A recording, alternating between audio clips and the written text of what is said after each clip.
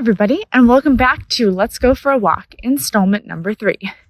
Today, we are going to be discussing a few things that you can do if you've got a reactive dog to help minimize the reactivity during walks. These tips are not a behavioral modification program. It's not meant to completely necessarily resolve, the issue, but they are helpful things, and they can be used for mostly any dog, really, who is demonstrating reactivity, especially on leash reactivity. So, the first thing that you can do to help resolve reactivity on your walks are teach what's known as an emergency U-turn. Now, an emergency U-turn is basically like a verbal cue that you will say to get your dog to turn around on a dime. You should not have to use leash pressure to get your dog to turn around. So a lot of times, this sort of thing will not work if your dog is already reacting or has already seen something that's very triggering and is starting to respond. You want to try to catch it before your dog begins reacting. And basically, the reason why it's valuable to teach an emergency U-turn is because leash tension can really exacerbate reactivity. It makes the dog feel trapped. It can exacerbate frustration, and all these other things. So by teaching a verbal cue, you can accomplish the same thing without the leash pressure. And it's very predictable if you've taken the time to train it.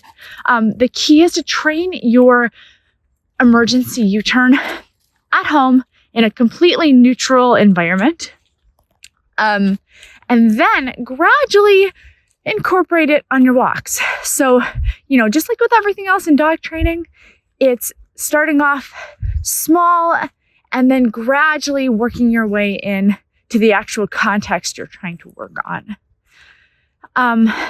Now, all you have to do to really teach an emergency U-turn is you can use treats.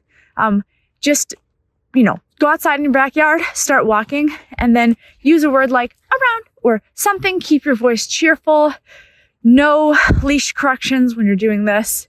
And you'll just be holding the treat in the hand closest to the dog's nose, and you will U-turn, and then you'll reinforce it.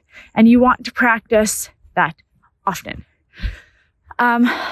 Second tip that I have is using distance as your friend. So basically, when your dog is reacting on a leash, oftentimes there is a threshold. A threshold is basically the point where your dog can no longer contain themselves. And a lot of dogs, you'll find, especially in the same kind of situations, will have the same kind of threshold for distance. So your dog might not react to another dog at, 50 feet, but maybe will always react at 10 feet. And if you've passed by several other dogs, your dog has already reacted, you might find that their threshold decreases, or it gets harder for them to not react. Like suddenly, instead of reacting at 10 feet, they're reacting at 25 to every dog that they see. This is very normal. But the point that I'm making is start to recognize where your dog's thresholds are and in what context, and then try to stay out of those thresholds, especially while you're working on this stuff. So if you know your dog is going to be very reactive at 10 feet, right, especially if you have the means or the space to move around, and you see another dog coming, try to keep them at a further distance, right? That way you can work on things like, getting their attention back on you, maybe getting them to work through some of those emotions, et cetera, without them actually reacting. Because once they react, all bets are off. Nervous system fires up and dog's body is primed to fight or flight. And at that point, they are not learning anything. So if you can kind of try to keep them under that threshold, that will help a lot and will likely decrease or completely eliminate your dog reacting because they're never going into that spot. They're never so close they feel like they have to respond to it. My third tip for helping your reactive dog on leash walks is work on a game known as the Look at That game.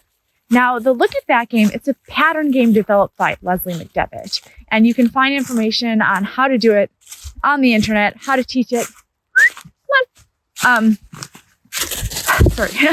But basically, you can teach your dog to look at a stimulus. And you always want to start with a neutral stimulus, right? You don't want to start with something the dog is responding to. And it's just kind of a look at that. And you'll point. And when the dog looks, you reinforce them. Or you can mark and reinforce them.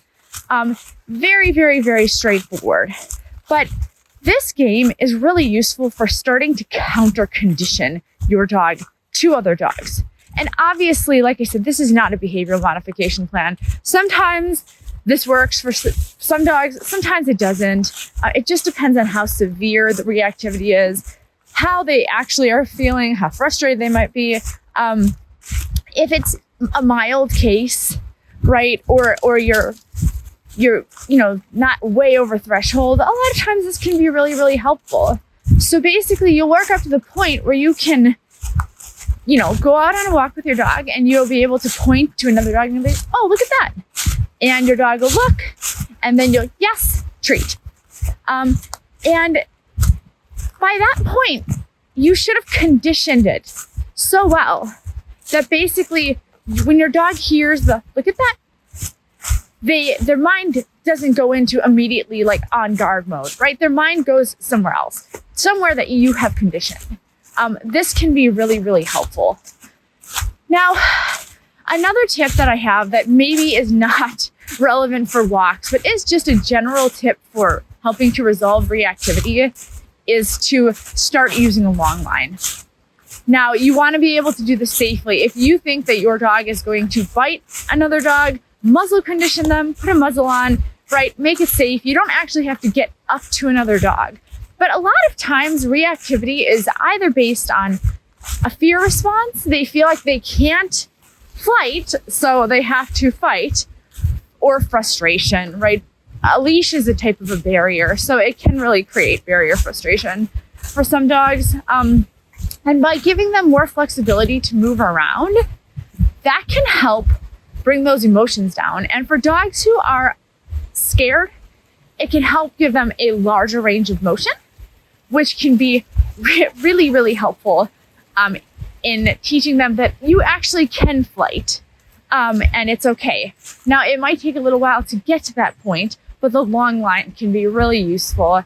If you're going to use this technique, my advice is go to a park, go somewhere, where you have some control over, your environment. There's not a lot of other dogs out maybe necessarily, and it's not in really close quarters, but there's just enough to work on this stuff.